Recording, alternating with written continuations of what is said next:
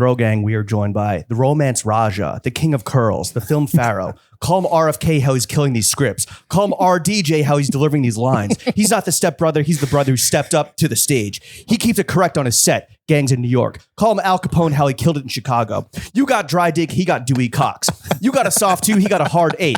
Not in school, but when he links up with PTA, he's changing these kids' lives. Oh, you're not fucking with his filmography? How about you film out Grab on D's nuts? He puts the antic and romantic. His prostate must be bipolar because the stream's going nuts. Call him Wayne Crooney, how his songs got the mans united. His life thespian, your life pedestrian. The star of Cyrus, Miley. Getting big bills, O'Reilly. The music's hot and steamy, Hawaii. Got the comedic chops, Smiley. And the drama with a stiff upper lip, Kylie. Oscar-nominated actor and Grammy-nominated musician whose new album, What's Not to Love, is out on June 13th. John C. Reilly. John, how the hell are you? I'm very good after that introduction. Holy cow, you were spitting rhymes there.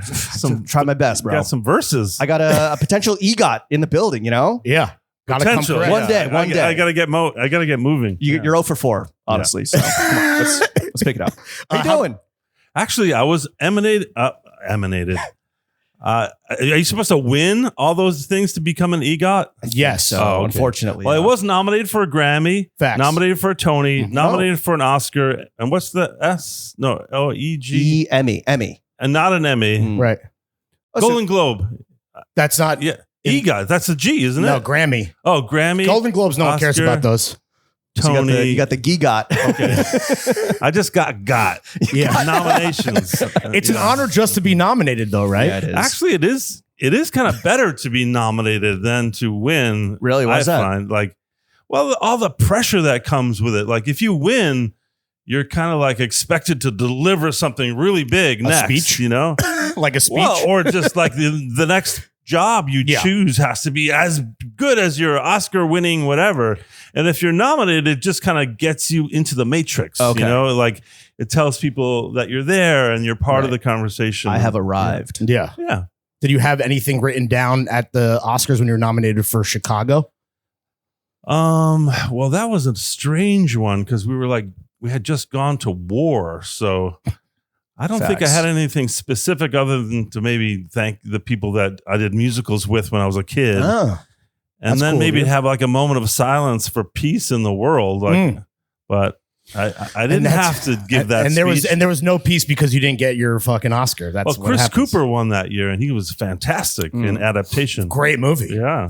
Well, John, we want to thank you for joining So a us. good guy won. Yeah. The good guys sometimes do win. Mm-hmm. We want to thank you for joining us. I have a question for you. It is a very humid, muggy day here in New York. Does your hair go crazy in the humidity? I would take off my hat, but let me see. My hair This is why you pay for the video, folks. Yeah. There we Going go. brule mode over here, dude. Because I'm sweating through my shirt personally. How's that? It Looks great, honestly. It's kind of like, that's like a signature look. I wish it did kind of go along with humidity because then I could predict it, but it's usually just on a schedule of its own. Yeah. You can't tame this beast. No. You can't cage this time. You know, I used to try to tame it. When I was a kid, I really wanted straight hair. And I kept telling my mom, can't you like give me a brush? And I would brush it to the side. And I was thinking, I heard you could get your hair straightened. And I was like, I'm going to get my hair straightened. And then one day, this kid in my class, Joe Reilly, who had really kinky curly hair, did get his hair straightened. This was in 7th grade. And I looked at him and I was like, even as a kid, I realized that is the saddest thing I've ever seen. And I'm never brushing my hair again. Right. And I'm never going to get my hair straightened. And I literally stopped parting my hair on that day. Oh, wow. And I've never done it since. Thank you, Unless Joe. it's a character. Whatever. Or something. Yeah, shout out to that guy. Yeah, I'm sure his curly hair came back. Yeah. You know, it was mighty kinky. Well, John, before we started podcasting, you recorded something over there with the homie Isaac, and you turn and you go, so is this the Fitz thing? And it is. It is, yeah. And what's the first thing we start off with, Lawrence? John Christopher Reilly, the first thing we'd like to do is a fit check. If you could just quickly walk us through everything that you wore to Throwing Fits today. Which Fit is check. Well, this exquisite hat, outfit. You look great, Who dude. made this hat? I don't remember who made this hat. Do you know the type of hat? Yes, it's a Panama straw hat, Mhm. fedora. You're a which hatsman. I always wear the brim up. Some people do this, but that Oh, there he is. kind of makes you look like, I don't know, Little like rashy. your weird old uncle on Yeah. vacation or something. A Nazi hiding in Brazil, maybe Argentina. Yes. But yeah, I'm not a Nazi. He's not, to be clear. Sorry. Yeah, and this is called a Wabash stripe denim. And I'm a big fan of it because it kind of looks like pinstriping, but it's like old school and has like a train history to it. Very Midwestern Chicago.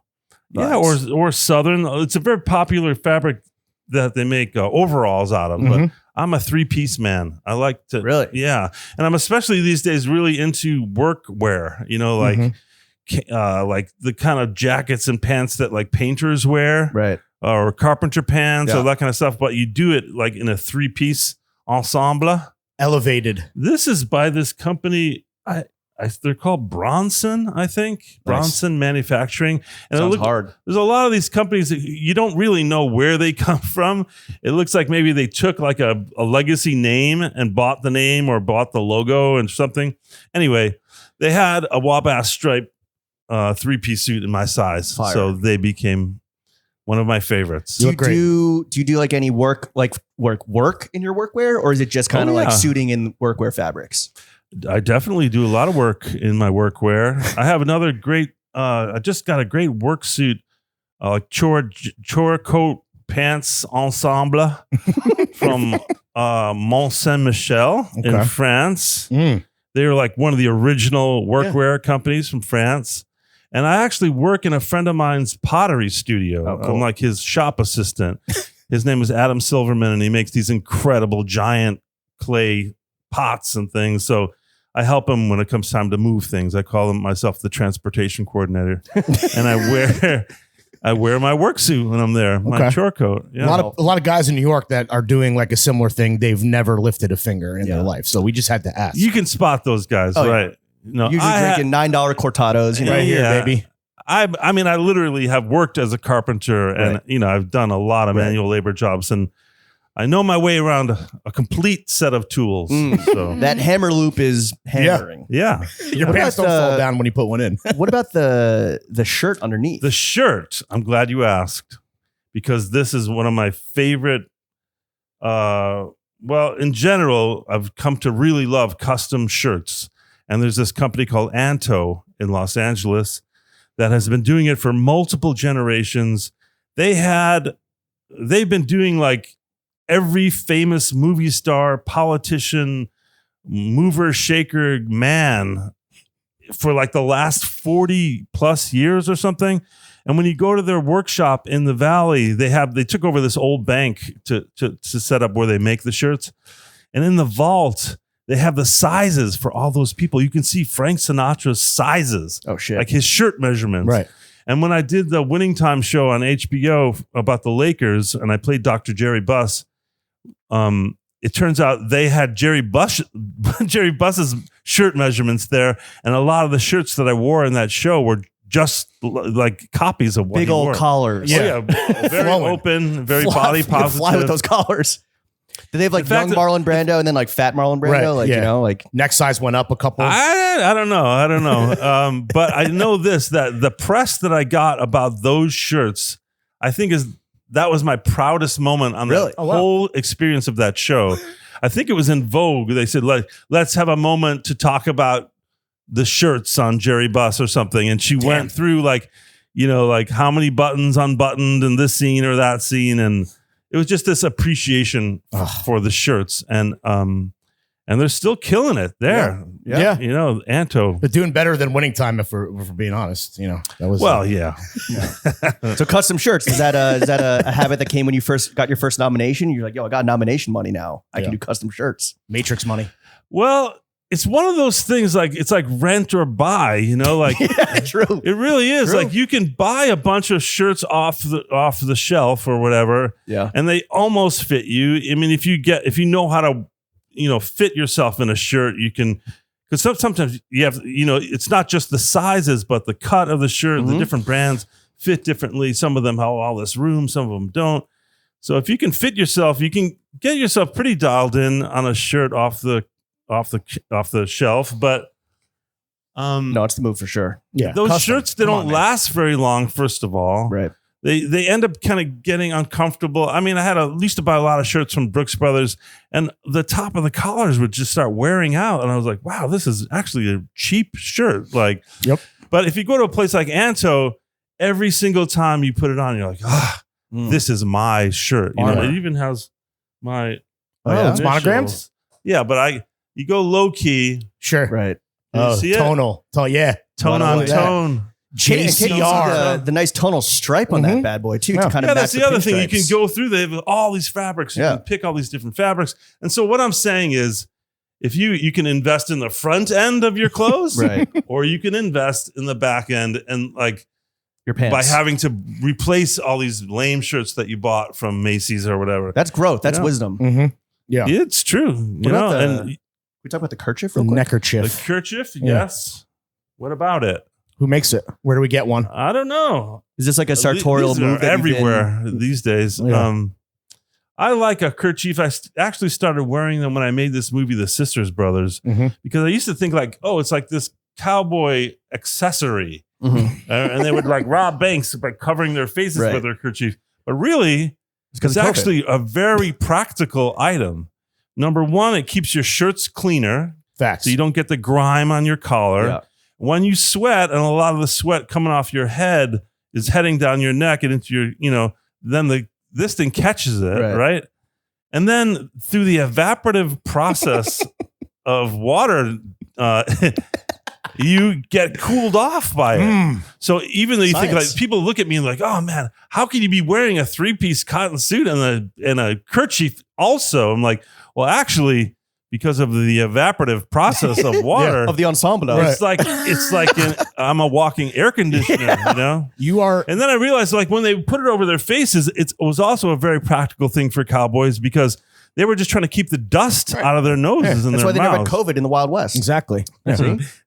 Maybe. You're a master of form meets function. That's what I'm learning. Yeah. Art and science. I actually do. That is, you're onto something there. Thank you. I do think when things function really well and you understand the function of your clothes and how things are supposed to work. Right. Like, for instance, I don't know what this is for. I haven't figured. The throat latch. But really? Yeah. I don't know. Well, there's two buttons on two this of side. them there, though. Yeah. And there's Keep two it extra taut. And there's two buttons here. Yeah. Oh, well, there you go. It's kind of like a You've protect taught the me wind. something about my own clothes. Because if you were What working about around this one? What about this? This That's just a angular button. Oh, the angle. Yeah. What is? Yeah. I don't know. What is that? Fuck. Let's Stumped find you. out. Okay. What about Anyway. the boots, John? These are some The boots. These are fantastic some of my boots. favorite boots. I There started it is. wearing these before winning time, but I realized they were the perfect boot for Jerry Buss too. These are by a company called Lucchese Oh, the best. Classic. in Texas. Yeah. A little boot called the Jonah. You comfortable right now? Very comfortable. Very comfortable. Feel free to. Yeah. I was a love good- a that's a cowboy yoga move. boot, but they Really? can be a little hot going Sure. up all the way up your leg. Right. this And the is side kinda- zip is easy access too on those, you know? Exactly. What Love about the last but not least, the panties? What are we One of rocking you had a today? pair of ankle boots on. Same. Yeah. Was that you? That's me, baby. Yeah. Where did you get yours? Those are from a little brand called Our Legacy. Our friends have a brand in Stockholm. Yeah. We'll send you a link. Yeah. They're really Those are versatile, the first really ones good. that I've seen that look anything like these. Really? So I Yeah. was like, huh. Yeah. We're on the same Definitely. page, brother. Definitely check those out. John, yeah. what are the panties of the final piece The of the panties? ensemble? My underwear? Yes. Yeah. What do you wear? Okay. So this is something I spent a lot of time researching. Good. Zimmerly. You better. Have you guys fucked with Zimmerly No. Tell us. underwears? No.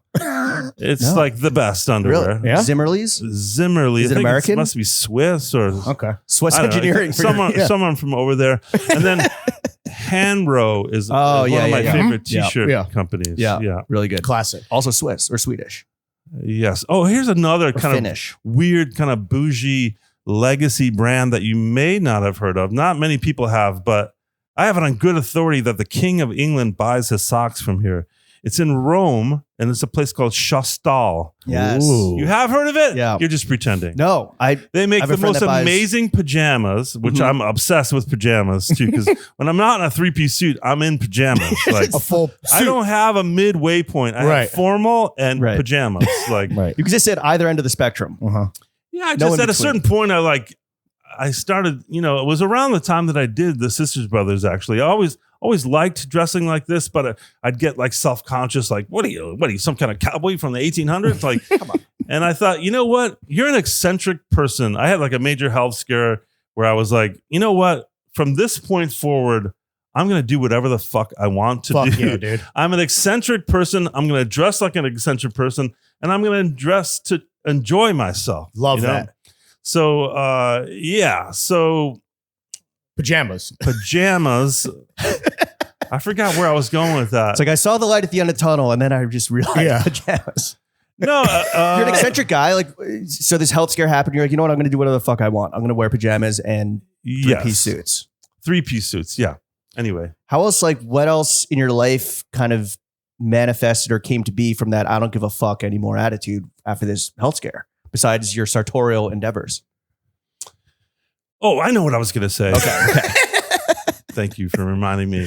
He just bought you some time. That's my job. Yeah. I was stalling. At a certain point, I remember when I was growing up, my father was in the Korean War, but he was very much of the World War II mentality. Mm-hmm. Like culturally, he identified with those guys more in a way than men of his own generation.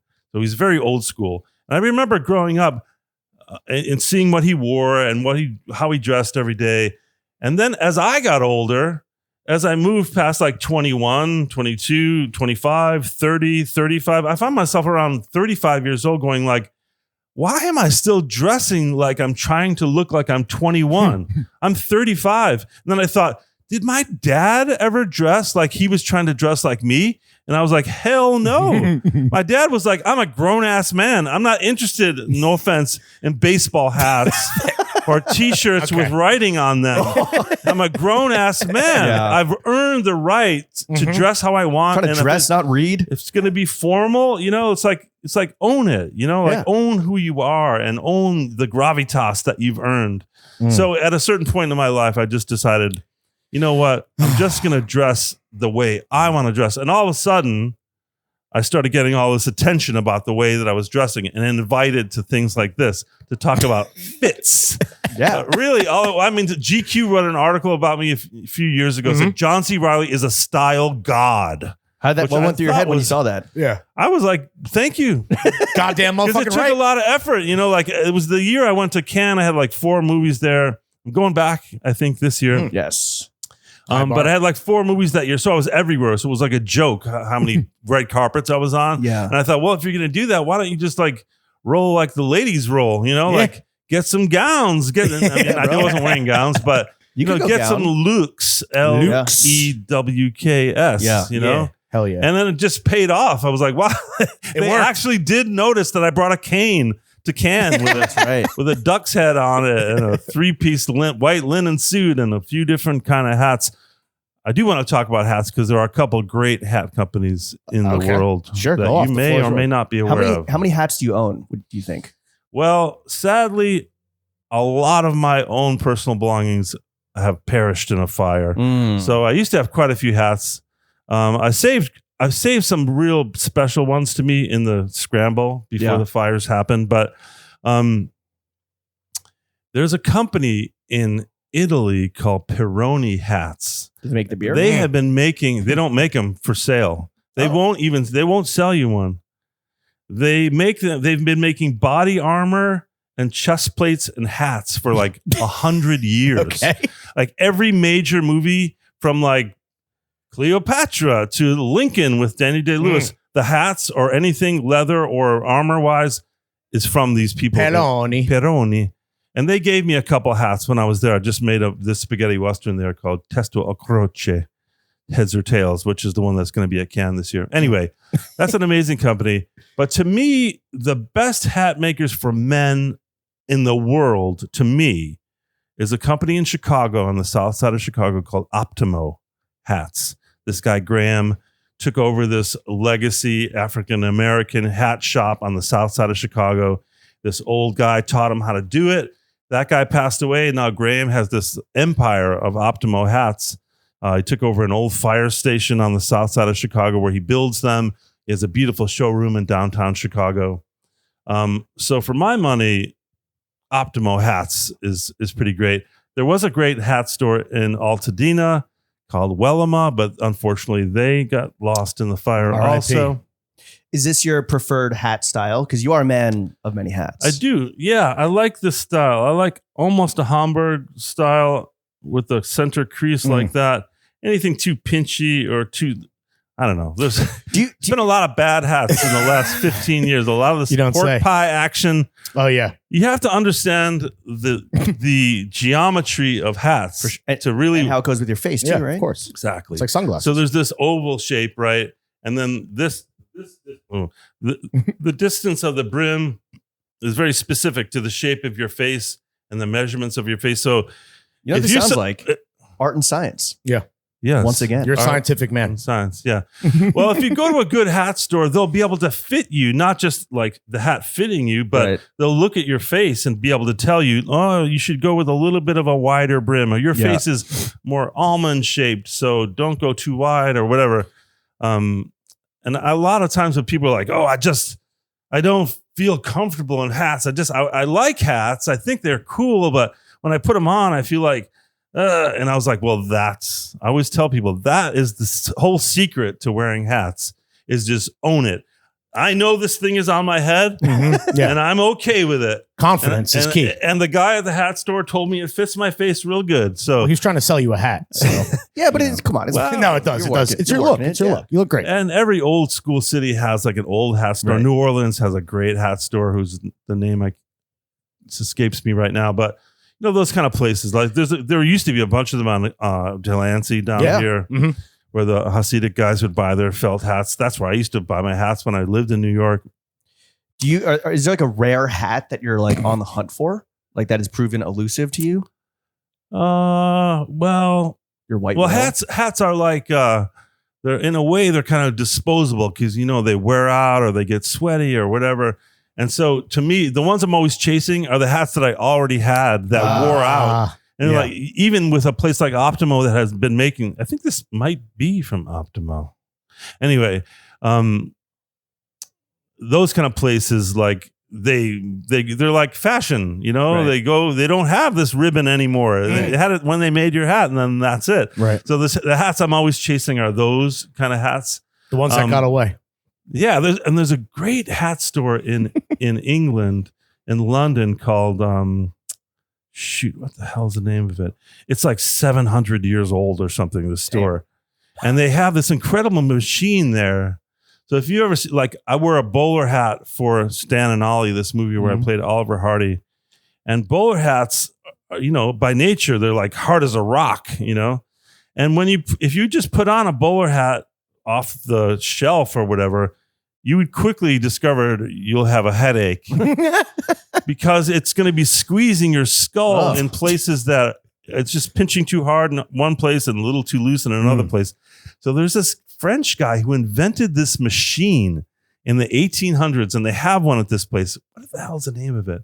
It's not Churches. That's the shoes. Yeah. Yeah. Benchmade. We can look it up. Just look up oldest hatter in London, and it will pop up. Anyway, they have Lock this and machine. Co? What? Oldest- Lock and Lock Co. and Co? Yes, Lock. Yep. John Lock hats. Yes. Yeah. So- Lock and Co. Hatters on St. James. Yeah. Founded in 1676. God damn. I'm not kidding. Like, it's been around. Yeah, we believe you now. So this machine that they have in there was invented by a French guy, but they essentially they put this thing on top of your head. It looks like an oval shaped typewriter or something. Fuck. Medieval torture And they device. put it on your head and it has all these crazy like metal fingers that come out from around it. And they put it on your head and it measures the exact shape of your skull. So if you got a little divot here or your mom dropped you in the back and it's flat or whatever, like it makes this perfect map of your head. And so then they put this little piece of paper on the top of this machine and it punches the pattern, the perfect pattern of your head. And then that's like a key for the machine. So if you go to Lock and Company, they have all these patterns from famous people framed in there. I think mine's in there, actually. Really? Oh, wow. John C. Reilly, Shakespeare. So then they take that little map, that little key of the shape of your head and put it in this other machine that does the steaming. And then it has each one of those dots, each one of those perforations is a setting for these different arms on the thing. And then it sets it in the perfect shape of your head. And then they steam like a bowler hat. Yeah. They steam it so that then when you put it on, It's perfect. it's the exact Like a glove. shape of your misshapen skull. You know? Beautiful. And it won't give you a headache. Damn. Anyway, I For do knowledge you love use hats. for good. So you like honestly. hats, I love hats. It's kind of an actor's cliche to like hats, but really? Oh, because you but- wear a lot of hats. Oh, well, yeah, I don't know. It's like I thought it was you know, masks. it's like a cliche in movies. You know, Right. trying on different hats in the mirror. Yeah. Oh, I don't like this one. I like this one. Hey, this is wacky. It's like Damn. Do you own more hats or more clown paintings? Well, this is another sad fire question. Oh no! Oh, bro. Yeah, but at this point, I own more hats than clown paintings. This But I one you used don't to own have much. about 150 clown paintings. Oh Yeah. wow! What's the most you've ever spent on a piece of clown art? Probably I bought a series of 7 by the same artist. They're all amateur painters that I collect. I bought that was about $3,500 on eBay for all 7 of them, So is which seemed insane at Yeah. the time, Yeah. but It still does. But I saved those. I saved those. Oh, really? And you're clowns, yeah. supporting, unknown artists, right? Not unknown, but not like it's not Jeff Koons. Well, we're going off on a tangent here away from fashion, but I will That's talk okay. about clowns and clown paintings if you want to hear about them. Oh, Yeah, that's why we asked. we're not So- only fashion guys. So here's We what I contain love multitudes. about clown paintings, in particular amateur clown paintings. So when you are a clown, and I used to be a clown when I was a kid, and you could argue I still am a clown. Some of the work I've done is definitely clownish. Oscar nominated clown. But oh boy, I hope this car alarm goes off. no, it's not picking up. Yeah, Please it's fine. ignore it. Okay, if you good. can. So clowns, when you discover what your makeup is as a clown, I have tons of clown friends now still in LA. There's a whole clown scene. Clown Yeah. community. I'm not you I believe you you. laughing, but it really is a thing. Are they like an insane posse of them? Like No, not juggalos, like clowns, like people that are into. It's basically it's an art form. a very Yeah. physical form Yeah. of Yeah. improv in a Right. way. And You know, comedy. it's not. Most of them don't even Right. wear makeup. But anyway, so when you are a clown that wears makeup, the way it goes is that you go through this kind of spiritual vision quest when you're learning to be a clown to see who you are as a clown. And eventually one day the makeup kind of appears to you, or you start trying to find who you are as a clown. And then you find it. And then that's you. And it's like this taboo thing to take another clown's makeup design. Right. So Their identity. The reason I love amateur clown paintings is because there's these 3 levels. And then the one level, there's the design of that clown's makeup. So that there's like an encapsulation of that clown's personality. Then there is the interpretation of an amateur painter's version of that guy or girl's clown makeup. And then the paintings I love the most are where you see the person inside there too, through their eyes or through their emotion. So there's these 3 levels of the graphic design of the clown. There's the interpretation of that graphic design. And then there's the real person peeking out through that. And I don't know. I personally found it really fascinating. That was deep as hell. Yeah. I just learned a lot about clowning. Is your eBay just like set? You should dialed check in? out this woman, Natalie Palamides. Natalie Palamides. She has a special on Netflix called Nate, a one-man show. She's an incredible clown. She has a new show she's been doing. She's in London right now doing it called Weir, WEER. Anyway, she's a boss clown. Yeah. Boss clown. What was your clown name? I had a guy named Cletus who was like a country bumpkin. Cletus And then the yokel. Yeah, he's kind of like wore a plaid suit and he had buck teeth. He's like, well, hey, I'm just in the city. How much does it cost? Like he was always like a really gullible guy. Sure. Like, you know, Got any hats? You said that bridge is for sale? How much is it? I got $50. And then this other one I did was really like an homage to Emmett Kelly Jr., Emmett Kelly, the famous hobo clown. Right. What was your makeup? Your identity? Well, the Emmett Kelly one was almost exactly like Emmett Kelly. That's I have pictures of it somewhere, but taboo. And then what was Cletus looking like? Besides Cletus the is buck like teeth and the big red mouth and like this crazy shock of orange hair and a plaid suit. And Did you audition for for the Joker movie or anything? Like since no, I was asked about that first one, not to be the Joker himself, but and you're like, no. if I'm not the Joker, I'm not going to be in it. I'm a real clown.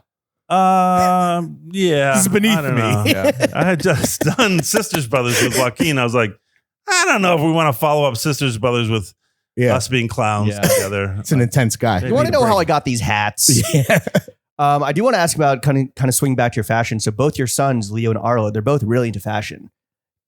Like on the modeling side, designing clothes. Have they helped you with your swag? Like, is that a conversation you guys are engaged with together?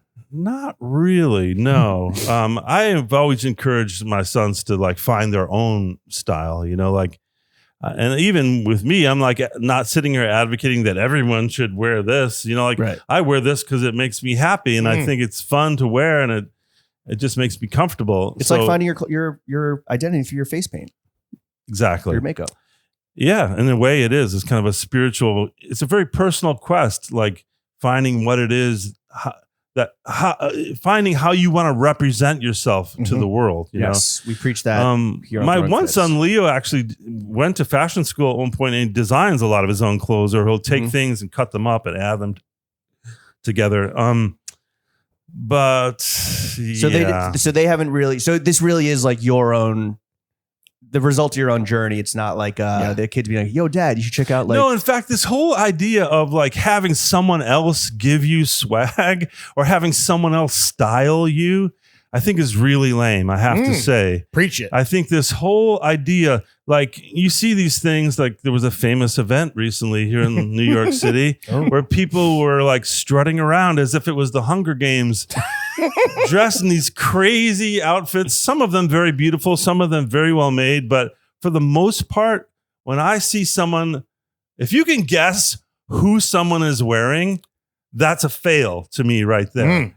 If you see someone wearing a great outfit, you should go, wow, you look amazing. How can I do that? Or how did you pull that off? Not like, you look Prada, or whatever, like it's just so, I mean, people that have no style love to be dressed by labels because they don't have to think about anything. They have these sort of professionals turn you into a billboard. And a lot of times when I see people in the fashion press or on red carpets or whatever, the clothes are wearing them for sure. That you're not really learning anything about who they are. You're learning about, this is what Gucci thinks is cool this year. Right. And here's this person dressed up like a doll in Gucci. Yeah. That's not to say that, those clothes aren't good or the designers aren't brilliant. And, look, there's a reason that fashion has stayed so popular. And these things are compelling to look at. And it's an evolving art form. I'm not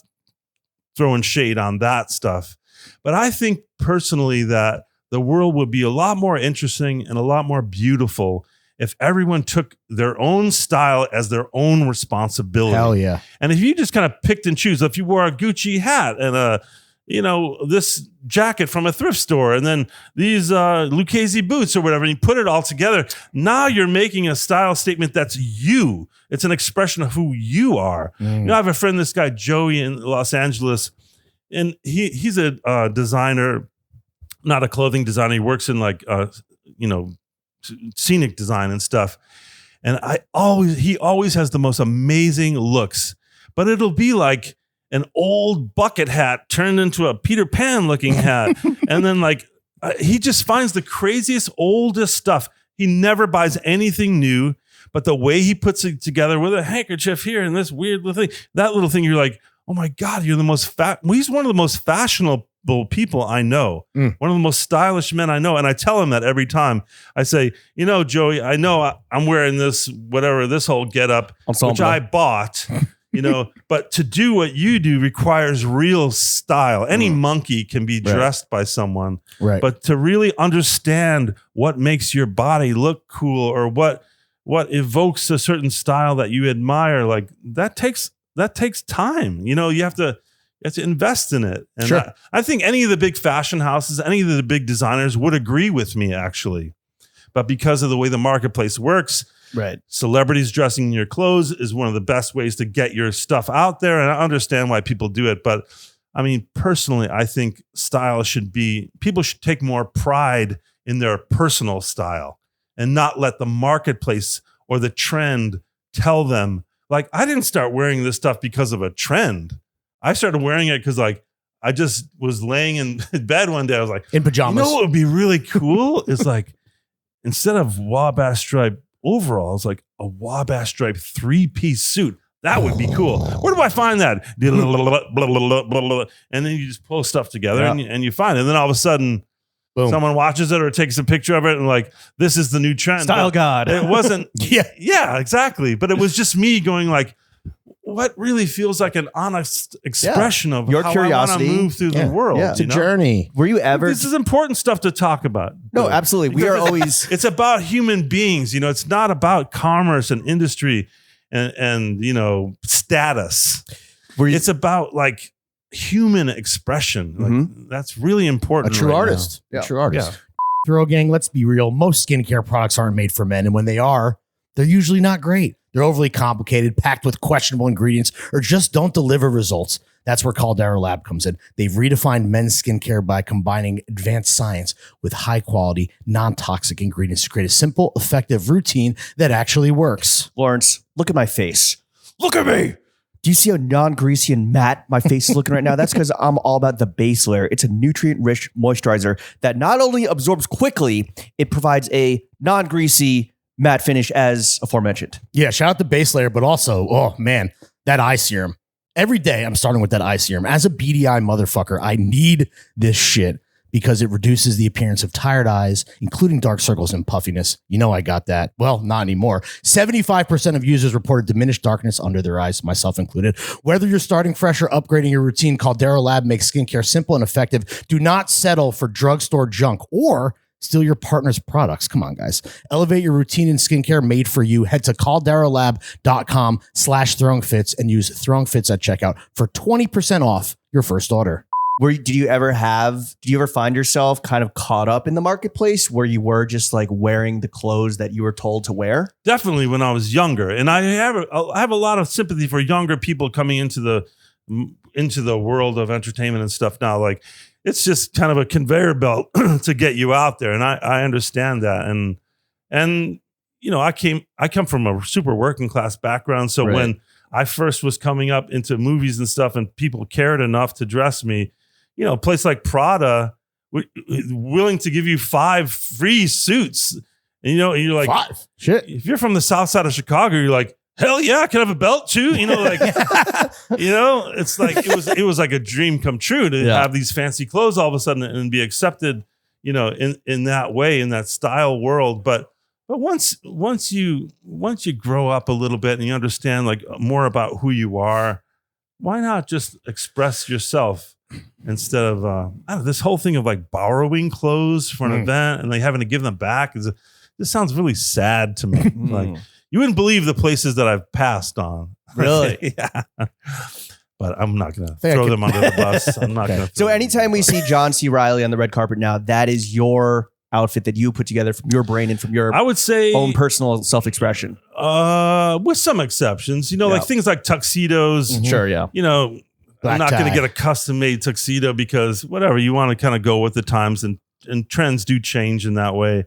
Although a nice shawl collar or something like some of those things will never change Classic. in my book, know.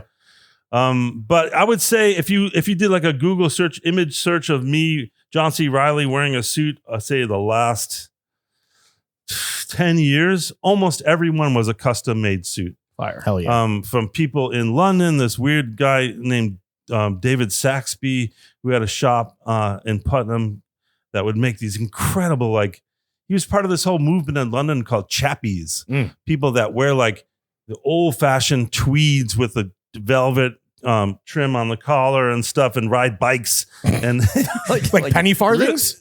Not penny farthings, but like it's like an old school English gentleman kind of look.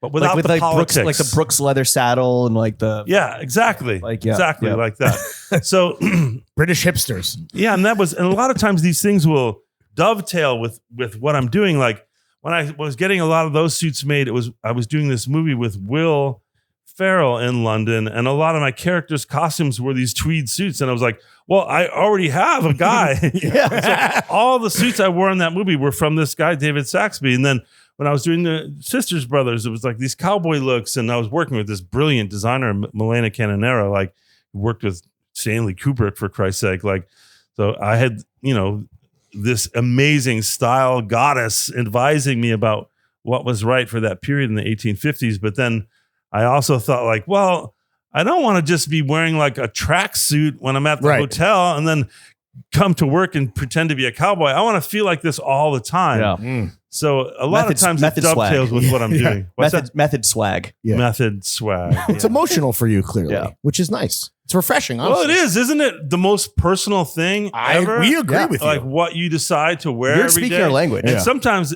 it really, who is that woman? There was a woman, I think she's Canadian, a famous designer. I heard this incredible interview with her on the radio where she talked about contemporary clothes and what it means, like what you're really saying. Was her name Meredith something? She's a very famous costume designer. I should know her name. I'm embarrassed to say. I'll get it to you. I'll get it to you. Cool. It does sound like you pull a lot of inspiration, or at least like you get to explore new avenues of your sartorial curiosity through your characters that you've played throughout the years. If you could only dress in the wardrobe of one of the characters that you played for the rest of your life, who are you choosing? Well, I'm a big fan of the 1920s. Those looks. Mm-hmm. So, Chicago the musical. My character was very much in that. In fact, I loved that character, Mr. Cellophane, so much. Colleen Atwood designed that costume with me in cooperation with me. Like, I was like, I think it should be more like a vaudeville clown. And so we had this great collaboration about it. I still have that costume, by the way. So not Reed Rothschild. I mean, I'm a child of the 70s, so I do appreciate those looks. You look awesome. I loved wearing them. I was like, hell yeah. Yeah, right? Sex symbol. Hot as hell. Yeah. I love wearing those Scoot clothes. these jeans down lower. Yeah, right. Who I see myself as is more kind of a throwback, someone with more of a vintage feel, like someone who doesn't listen to podcasts. You're an old dream. You can just say that. You don't need to be someone mean. who does not have any social media at all Right. in their life, other than for my show, which I don't maintain or whatever. But So don't DM that. Let's talk about that show. So Mr. Romantic, right, has so I was is in like the vaudeville style of theater. Yeah, literally, I did that character, Mr. Cellophane, and it was this big splashy movie, and I got a lot of attention for it, and then it just ended, and there aren't that many musicals made. And I thought, like, what a shame. Like, I really liked doing that, and people seemed to really respond to it. Oscar seemed to like it. Oh, the Academy. Anyway, I was kind of pining to go back to it because, like I said, I grew up doing musicals from the time I was like 8 years old. And I thought, how can I do that? And I was meditating about it for years and years, maybe 15 years. And every once in a while, I'd hear a song like, ooh, that Irving Berlin song, What'll I Do? That is a song in that character style. And then I realized all the songs that I was picking over the years for that project were all romantic songs. They're all about love. They're all about like wearing your heart in your sleeve, a lot like Mr. Cellophane. So I started calling him Mr. Romantic. And now we have this album coming out of all these American songbook standards. And I have this sort of vaudeville show that I do that really has like an empathy mission where I kind of just, it's the whole show is like a meditation on love. Right. Could you be loved? Are you lovable? Could you love someone forever? Here's another question the show kind of asks. Exactly. I've been married for 32 years. Could you love someone you don't know? Oh, big question. Can you love someone just because they're a human being? You know, it's a silly kind of playful vaudeville show with all this music and goofing around. Right. But the questions that it asks are those questions, which end up being really deep. Yeah. Have you been surprised at how much this show has resonated with people? Oh my gosh.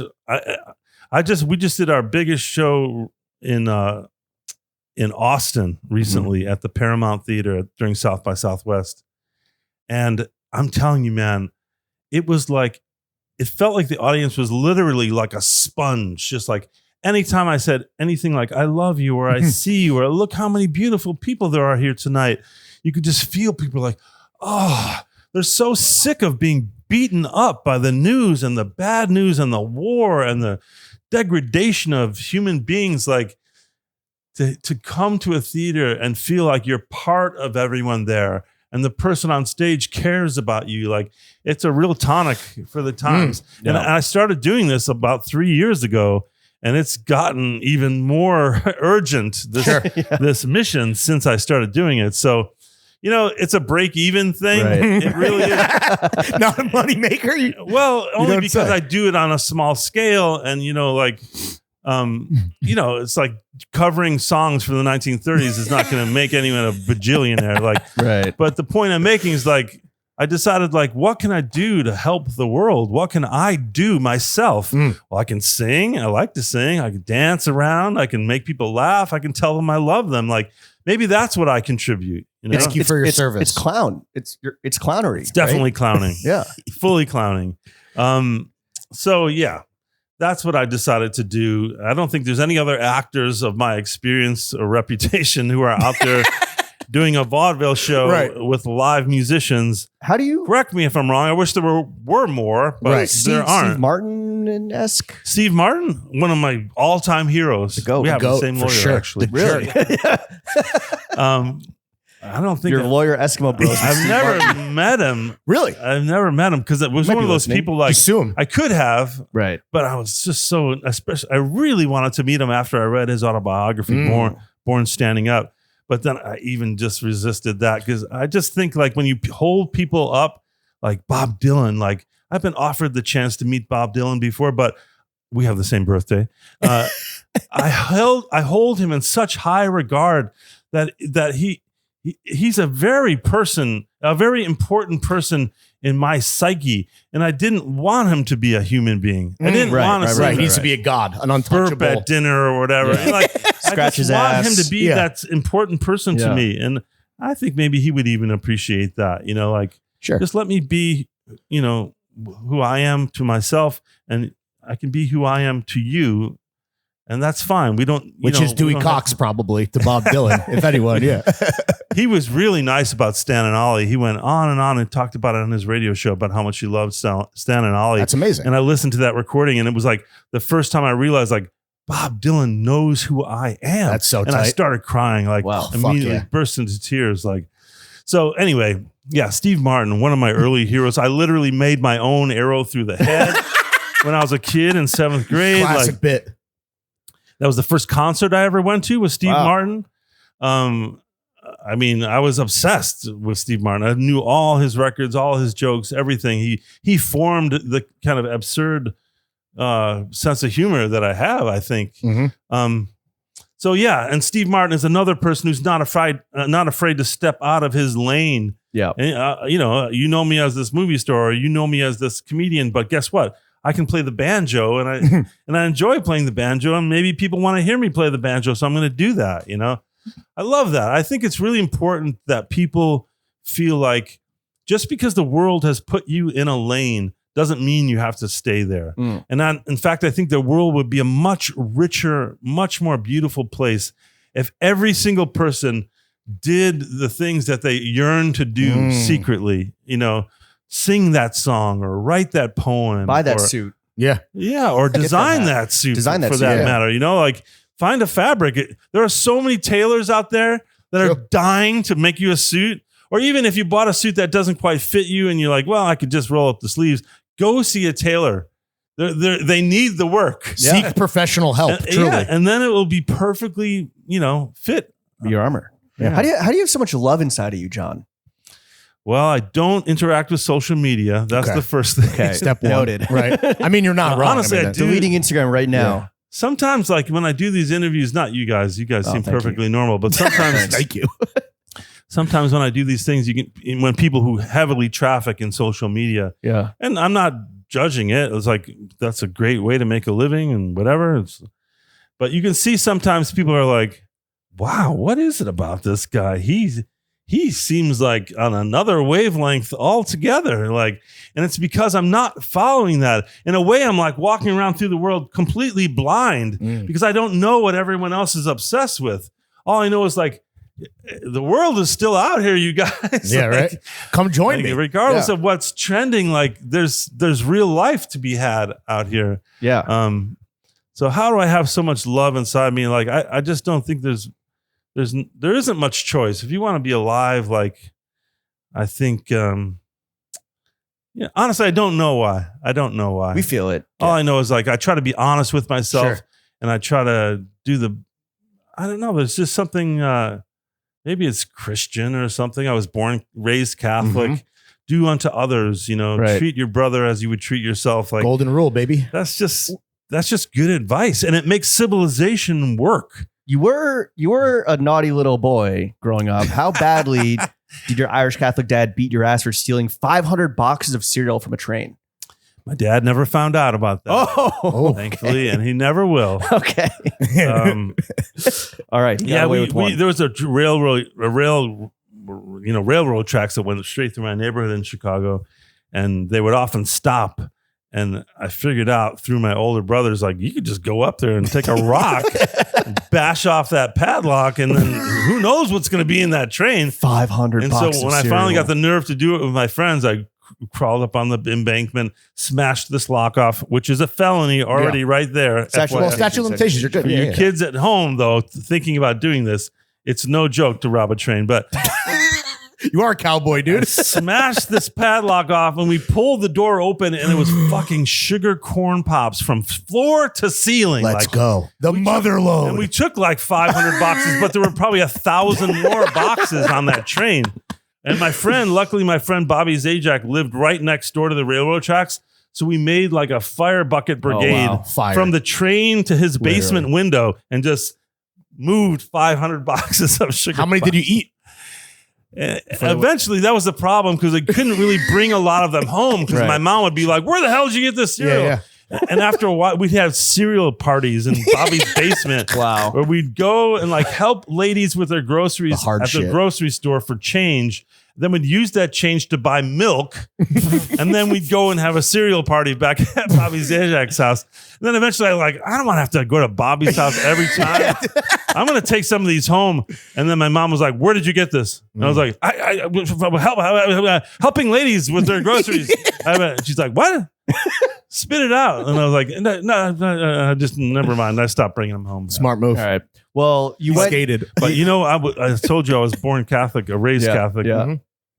And right around that time, confession, which used to be this kind of scary thing in a dark closet where you didn't really see the priest and, what have you done? And you'd admit your sins and you'd make up some very lightweight sin just so you'd have something to say and not really say the real things. Right. Well, after Vatican II or whatever, some kind of reformation of the church, are like, we're not doing confession in the booth anymore.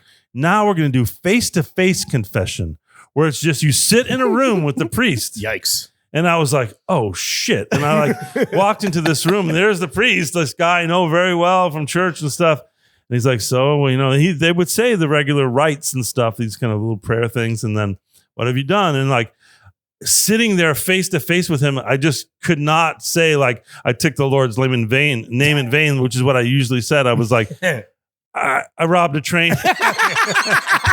I couldn't lie to him face to face that. And his first thing he said was like, well, there's a felony, right? He was familiar with the legal system, clearly. So priests, if you say I murdered someone, I think they have to tell the cops. But any other felony, I murdered this cereal. Yeah. And then he was like, say this many Hail Marys, say this many Our Fathers, and give $20 to the poor basket, not the collection basket in church, but at the very back of the church was a hungry kid in a picture, and you're supposed. And everyone knew if you put money in that basket, you really fucked up. Right. You're like, can I give him some cereal? Yeah. I don't have any cash, but so I was like, $20. You might as well have said $2,000 at the time. You had to go steal some more cereal and sell it. And I remember I was so guilty though. I said as many of the prayers as I could, and then I lost count. I'm like, I think that was 10 Hail Marys. And then on the way out, I just reached in my pocket. I had $3.17, and I put it in the basket. And right away, people are looking at me like, "Oh, what did you do? You fucked up." So I owe Jesus $16.75 somewhere. He's keeping track for sure. Well, look, I'm glad that we're glad that you pivoted careers from petty criminal life to acting, right? And you put together really crime. It was just we were bored, no, it's crime. A crime of we boredom. would call the police pigs and throw rocks at their cars just to get them to chase us. We didn't really care about what the cops did. We just wanted to have fun. Yeah. And we knew they would not catch us because the way we knew the neighborhood and stuff. Yeah, petty crime. Yeah. But in your storied acting career, you've worked with a literal who's who of legendary directors. We just want to do a little game of rapid fires where running up towards the end of our time here. Okay. We just want to know, what's the first thing that comes to your mind when we mention Brian De Palma? Brian De Palma, that was my first film. I was 22 years old. I met Sean Penn on that film, who became like a real protector of mine and someone that advocated for me for the next 2 movies after that. So thank you, Sean. Like I owe my whole career to you and Brian and Art Linson. So also the first time I took an airplane, I met my future wife on that movie who worked for Sean. You didn't want to take a train. You had train trauma. Train what? Because the petty crime of robbing a train. Oh, Just it's because it was in Thailand. He's like, no trains to Thailand. Train to Thailand. But yeah. Anyway, I could talk a long time about each one of these, but that was a major change. It was the first time I'd ever been on an airplane. That's Were you crazy. scared? Yeah. No, I wasn't very scared, but I remember I was in first class at one point for one of the legs, and I was looking at this menu, and I turned to this guy next to me, and I was like, "Excuse me, sir, can you tell me what a prawn is?" And he's like, "It's kind of a big shrimp." He looked at you like you were a Cletus, the yokel. Yeah. Speaking elegant guy. Speaking of planes, Tony Scott, you were in a car in this movie or around cars, but Days of Thunder. Yes, one of 2 NASCAR movies that I made. That's right. That's right. Not many people can say that, No. nor would they want to. Tony Scott, R.I.P. to the God. Yeah, what do Tony you Scott, think of? like one of the, God rest his soul. You know, he died in tragic circumstances. Fire flick. Yeah. Incredible. What? Fire flick. Days of Thunder. Fire flick. Shout out TC. Yeah. So Tony Scott was like one of these people who like, I'm almost like a throwback, like John Ford or somebody like just out there. We're going to do it. Yeah, man. Go, man. Go. Like he just made everything so fun. You just felt like you were really accomplishing something great every day with Tony. Incredible. Paul Thomas Anderson. Paul is still one of my best friends. Yeah. I'd made 3 movies with him. Yeah, I don't know what was the question? Just what do you think? Do I know him? Yes, I know him. He was so young when you filmed Boogie Nights, right? Like that's he was crazy. the youngest person And on he the was another, set. he was another guy that was kind of like a big proponent of you as an actor. Absolutely, serious yes. actor. He was one of the first people that saw like. I think the first movie I made with him was originally called Hard 8. Yeah, it's really called Sydney, but it was my 13th film. And he was the first person of all those directors I worked with before him. He was the first person who said to me, like, "Oh, I know who you are. You were in this, and you were in this, and you were in this, and this. I'm following you, and you have more to do. There's more. You can do more than you've showed any of these fools." And I don't know if he called them fools. I think he called Tony Scott a fool. Definitely would not have called Brian De Palma a fool. But anyway, yeah. So that's another person that moved my career in this whole other way. Like, I'll be forever indebted to Paul professionally, but also just in so many ways personally too. Our families are so connected and everything. Shout out PTA. What about Martin Scorsese? Marty. Good old Marty. Martin Scorsese, another legend, you know, like it's one of those like Paul or like Terry Malick or like you know, so people like that. When you're on their sets, you're like, well, this is the coolest place in the world to be for sure. Here in Rome with Martin Scorsese making Gangs of New York. You're in the 5 points. Yeah. Yeah. So, I mean, people like Polanski, like you just can't believe how good they are at the job, you know? Right. Yeah. Something that you're kind of guessing at how it all works. They're like Picasso with the paint, you know, like Marty can tell a story with just the composition of a shot, you know, let alone the script or the actors or whatever. Like, you know, it's another interesting thing that's similar between Paul Anderson and Martin Scorsese is they both love actors. And when they're watching you act, they sit right next to the camera and you can tell they're paying attention to every little thing that you do. And that seems like an obvious thing for a director, right? But you'd be amazed how many sets where the director's thinking about so many other things. Right. And as an actor, you feel like, is anyone watching this scene? Can I get some notes over here? Kind of the whole point of us getting to this moment was the acting of these scenes. Anyway, so you just feel really cherished by those guys. What about actors? Like, we want to know who's the most fun actor to hang out with, just to kick it. to hang out with. Yeah. Chill hang. Well, Will Ferrell is pretty fun. I mean, he's not like on all the time Right, like a right. comedian. He's just a really decent person and someone I still feel really close to. Like Joaquin is a blast to Yeah? hang out with. Yes, he has this like intense reputation and stuff. But once he trusts you and once you get to know him, he still can be pretty contrary at times. But yeah, he's just one of those people. You're like, I mean, I'll always feel like that guy is my brother from the time that we spent together there on that movie. I saw somebody asked Will Ferrell what's the line that gets like people shout at him the most. What's the line that you get shouted at you the most? I mean, it depends, but boats and hose is pretty sure. popular.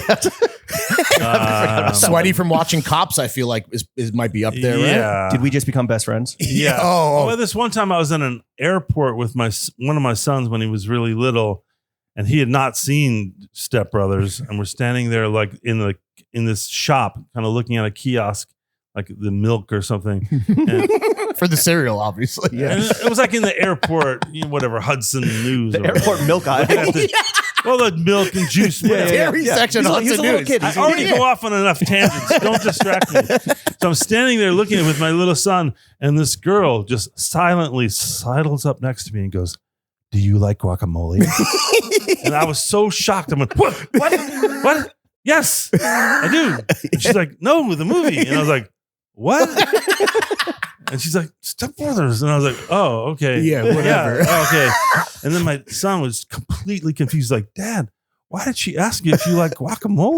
Like, it's a long story. Never mind. Someday when you're old enough to see that when you're old enough to movie. watch a rated R movie. That is a strange one when young kids come up to you about that movie. sure. Like, "I love that movie." When you're like, "You're out of your fucking mind." Like, you're 10 years old. Who dude. raised you? Chill. Chill out, bro. Chill. Go rob a train. Yeah. Do something normal, like commit Yeah. a felony. John, what's the most romantic thing anyone's ever done for you? Bring it back to romance real quick. The well, this is not going to sound very romantic, but it was when I realized that my wife must really love me, Okay. which is I got audited by the IRS Okay.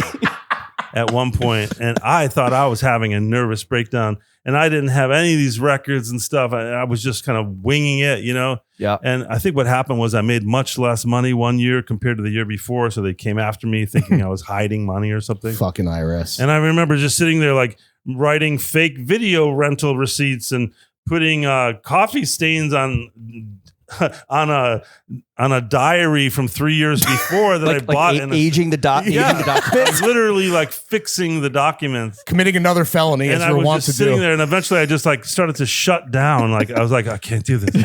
I can't do this. I can't do this. And she's like, "I'll help you.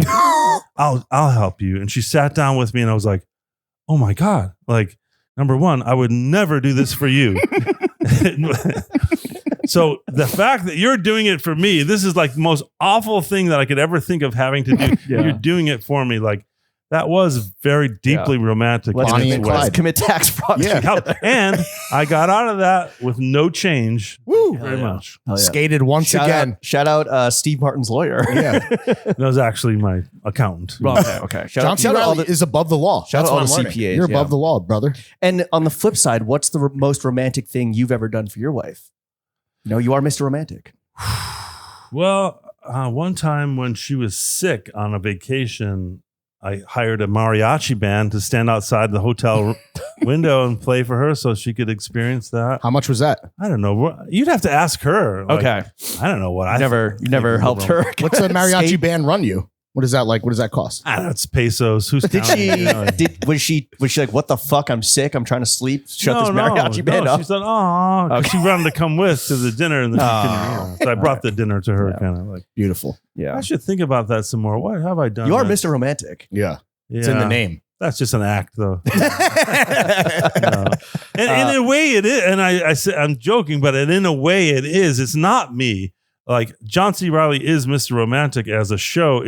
I really play this kind of mythical person, and it gives me a lot of freedom on stage because then people are not going like, "Well, does John Reilly think that?" Or It's this character that doesn't know about the past. He's living in the moment, trying to figure out what's happening. You know? Yeah. So the kind of distance from me is a good thing. Do you wish you could have that where you're just like completely cut off from like you just are? If I was really, I don't know. I just went to a friend's birthday who turned 100 years old. Holy shit, you got some old ass friends, bro. Yeah, and my friend's son told me, she's a lot happier these days because she doesn't remember anything. Oh, that's The so dream. sad. Like all the, No, that's the all the dream. traumas and things in her Okay. life that used to bother her, she doesn't think about it anymore. So she's a lot happier. And I was like, well, that's good for her, I guess. But there is something really sad Yeah. about it too. In a way, the things you've endured and the hardships that you've had and the struggles that you had are like a gift in a way, because in a way they make you unique. And who you are, straight All up. little nicks in the table are the history of that table. Yeah. Our last question for you, John, before we get you out of here. And we want to thank you for coming on to the only podcast that matters. Now that we spent an hour together, Mhm. I think We just haven't become best friends? really I think so. got into fashion, really. Oh, we You were got into you so were much prepared. more. We want to know, do you have any constructive criticism that you would like to give us? Bring it on. Tucking your shirt. Okay. Respect. No, not right now. Just in general. Like, Okay. I went to a boys' Catholic high school, and one of the things I used to have to wear a tie every day, dress pants, dress shoes, a button shirt, and everything. And if we went to a dance, they would always tell us, "Don't take your jacket off at the dance. You look like a schmuck." Oof. And They used to I still remember that. And when you're at a wedding or something, and you see guys dancing, they start taking off their jackets. Tie Like, around their head. You look like shit. Like even if you're Really? hot, keep your jacket Leave it on, on. man. It's part of the look. Like, Yeah. and I also think like I think people should make an effort, especially on airplanes. Make an effort. You're actually not in your bedroom. I don't want to see your juicy sweats. I don't want to see your slippers. I don't want to see your pillow from home. You're in public, so like Yeah. have some respect for the other people around you, and for the people that work there. Like, don't take your shoes off, or if you take your shoes off, keep your socks on. Yeah. That's You ever That's see true. people go to the bathroom just in their socks? It's Disgusting. It's like that's still a Yeah, bathroom. that's a gnarly move. Put on a suit, light up a cigarette like they used to do in the old days, and respect the fucking flight. Order the prawns.